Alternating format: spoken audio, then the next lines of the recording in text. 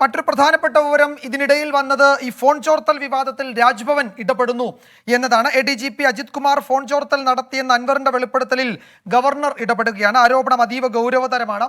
തന്നെയുമല്ല PV അൻവറും phone ചോർത്തി എന്ന് അദ്ദേഹം തന്നെ പറഞ്ഞിരുന്നു. അതും ഇപ്പോൾ ഗവർണറുടെ ഇടപെടലിന് വഴിവെച്ചിട്ടുണ്ട്. സലീം മാലിക് വിശദാംശങ്ങളുമായി ചേരുന്നു തിരുവനന്തപുരത്ത് നിന്ന്. സലീമ, ചില BJP നേതാക്കൾ ഈ വിഷയത്തിൽ അന്വേഷണം ആവശ്യപ്പെട്ട് ഗവർണർക്ക് ഒരു നിവേദനം നൽകിയിരുന്നു നേരത്തെ. ആ നിവേദനത്തിന്റെ അടിസ്ഥാനത്തിലാണോ ഗവർണർ ഇപ്പോൾ ഈ കാര്യത്തിൽ ഇടപെടുകയും സർക്കാരിനോട് വിശദീകരണം തേടുകയും ചെയ്തിരിക്കുന്നത്?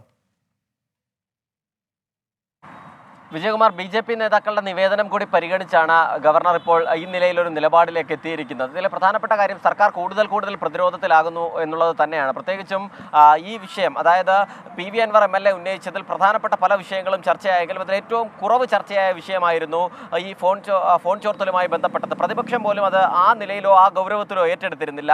അതിനെയാണ് ഗവർണർ ഒരു പുതിയ പോർമുഖം തുറന്ന് ആ വിഷയത്തെ തന്നെ അഡ്രസ്സ് ചെയ്തുകൊണ്ട് മുഖ്യമന്ത്രിയോട് റിപ്പോർട്ട് ആവശ്യപ്പെട്ടിരിക്കുന്നത്. അതും വെറുമൊരു റിപ്പോർട്ട് ആവശ്യപ്പെടുകയല്ല, റിപ്പോർട്ടും അതിന്മേലുള്ള അന്വേഷണ നടപടി റിപ്പോർട്ടും വേണം എന്നുള്ളതാണ് ഗവർണർ ആവശ്യപ്പെട്ടിരിക്കുന്നത്. അതുകൊണ്ട് തന്നെ മുഖ്യമന്ത്രിക്ക് അതിൽ മറുപടി നൽകാതിരിക്കാൻ കഴിയില്ല. പ്രത്യേകിച്ചും പ്രതിപക്ഷ നേതാവ് ഉൾപ്പെടെ ഇന്ന് PV അൻവറിന്റെ ആരോപണങ്ങളിൽ 7 ചോദ്യങ്ങൾ ഉയർത്തിയിരുന്നു. മുഖ്യമന്ത്രിക്ക് ഒരുപക്ഷെ ആ 7 ചോദ്യങ്ങളിൽ നിന്ന് മറുപടി നൽകാതെ മടങ്ങാൻ കഴിയും. പക്ഷേ റിപ്പോർട്ട് ആവശ്യപ്പെട്ടിരിക്കുന്നത് ഗവർണറാണ്. ഉറപ്പായും ആ റിപ്പോർട്ടും നടപടി റിപ്പോർട്ടും നൽകിയേ പറ്റൂ.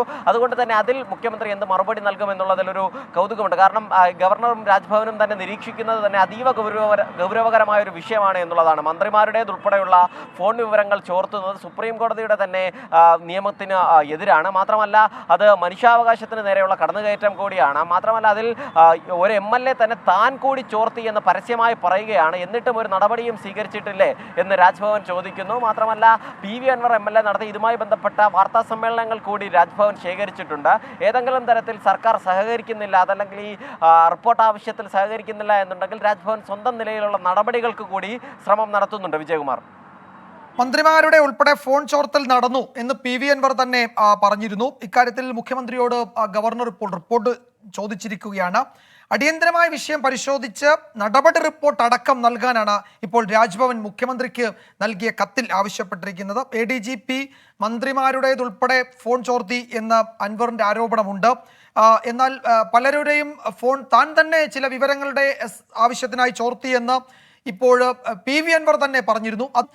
ഗവർണറുടെ ശ്രദ്ധയിൽപ്പെട്ടിട്ടുണ്ടെന്ന് അദ്ദേഹം ഈ കത്തിൽ പറയുന്നുണ്ട്. അപ്പോൾ ഇതെല്ലാം വളരെ ഗൗരവ സ്വഭാവത്തിലുള്ള വിഷയമാണ്. അതിൽ എന്തൊക്കെ നടപടികൾ സ്വീകരിച്ചു, എന്താണ് അതിലെ അന്വേഷണ വിശദാംശങ്ങൾ, അതിൻ്റെ നടപടി റിപ്പോർട്ട് അടക്കം വേണമെന്നാണ് ഇപ്പോൾ രാജ്ഭവൻ മുഖ്യമന്ത്രിയോട് ആവശ്യപ്പെട്ടിരിക്കുന്നത്. വേറൊരു തരത്തിൽ മറ്റൊരു പ്രതിരോധം കൂടി അല്ലെങ്കിൽ മറ്റൊരു സമ്മർദ്ദം കൂടി സർക്കാരിന് മേൽ ഈ വിഷയത്തിൽ ഉണ്ടാവുകയാണ്. അത് കുറെ കൂടി നിയമപരമായി കൈകാര്യം ചെയ്യുകയാണ് ഗവർണർ. അദ്ദേഹം ഈ മുഖ്യമന്ത്രിക്ക് നൽകിയ കത്തിൽ ചെയ്തിരിക്കുന്നത്. നമ്മൾ LDF യോഗത്തിൻ്റെ അതിലെ ചർച്ചകളുടെ വിശദാംശങ്ങളിലേക്ക് വരും ഇടവേളയ്ക്ക് ശേഷം.